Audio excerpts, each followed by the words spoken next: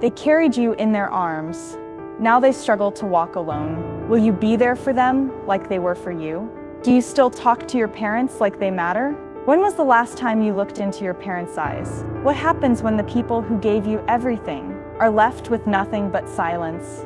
Today we uncover the painful truth behind aging parents, what God says, and the silent expectations they carry in their hearts. Before we go deeper, tell me one thing your parents did that you will never forget. Drop it in the comments. They deserve to be remembered. Do you remember how once they ran behind you with a glass of milk in one hand and a towel in the other? Today they wait in silence for a phone call that never comes. They built a life from nothing, one sacrifice at a time. Your mother skipped her meals so you could eat. Your father walked miles to save a few dollars for your school books. They didn't have apps to soothe you at night. It was their arms, their lullabies, their tears soaked in silence. Remember when you got sick? They stayed up all night, praying, pacing, pleading. Now they cough quietly, covering their pain, afraid to disturb you. The world sees them as old. You once saw them as invincible. And somewhere between you growing up and them growing old, you both drifted apart.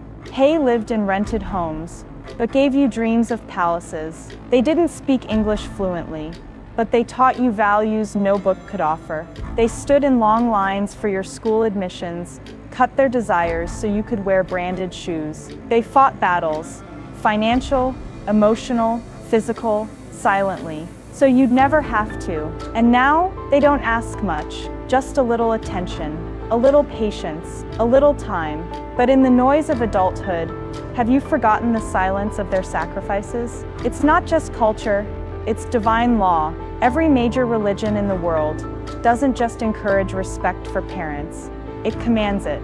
In Islam, the words are clear. In Quran, God says, "And lower to them the wing of humility out of mercy, and say, My Lord, have mercy upon them as they brought me up when I was small." Just think about that. Paradise, the ultimate reward, is under her feet. How high then is her place? Your mother carried you in her womb, through weakness upon weakness. Every heartbeat, every movement, every sleepless night, she bore it all without complaint. And when you opened your eyes for the first time, hers were already filled with tears of love. She held you close, fed you, protected you, and never asked for anything in return. God reminds us in the Quran, "Be grateful to me and to your parents." And in a hadith, the Prophet said, "Paradise lies beneath the feet of your mother." Just think about that. Paradise, the ultimate reward, is under her feet. How high then is her place? In Christianity, the commandment is etched in stone. Honor your father and your mother, that your days may be long upon the land. Exodus 20:12. It's not a suggestion, it's a commandment, equal to loving God himself. Buddhism teaches gratitude as the foundation of a good life. There's a concept known as katanu katavati, a moral obligation to repay the immeasurable debt we owe to our parents. In Judaism, honoring your parents isn't just a virtue, it's a sacred duty. Each of you shall respect his mother and his father. Leviticus 19:3. Different tongues, different lands, same message. Because parents are the first place you experience love, the first place you feel safe. And when they age, they deserve to feel that same safety from you. They forgave your mistakes without a second thought. Now they need you to forgive their forgetfulness, their repetition, their slowing mind.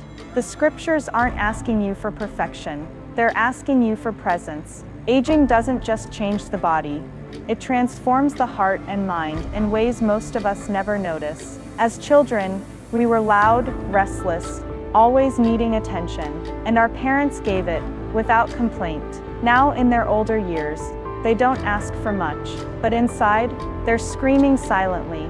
They don't want to be a burden. They don't want to interfere, but they want to matter. Psychologically, aging brings a storm, a loss of identity, a shrinking social circle, a deep fear of being forgotten. They feel invisible in a house they once built. They eat dinner alone, in a kitchen they once filled with laughter. And here's the part that hurts the most. They notice everything. but speak nothing. They see you scrolling your phone while they talk. They hear the sigh when they ask for help. They sense the irritation when they forget something. They start to question their place in your life. Am I too much? Should I stay quiet? Would they be better without me?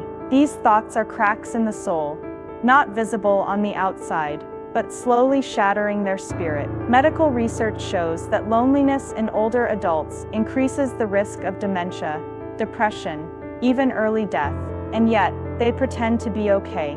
They laugh when you visit, even if it's once a month. They say, "Don't worry about me," when all they want is for you to worry just a little.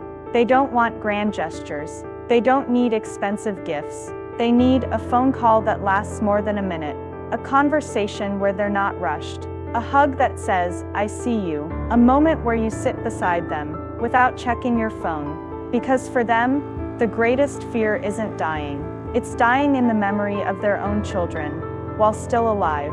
And the saddest part, most children only realize this when it's too late. They don't say it out loud, but they're always waiting, not for money, not for gifts, not for praise. They're waiting for you.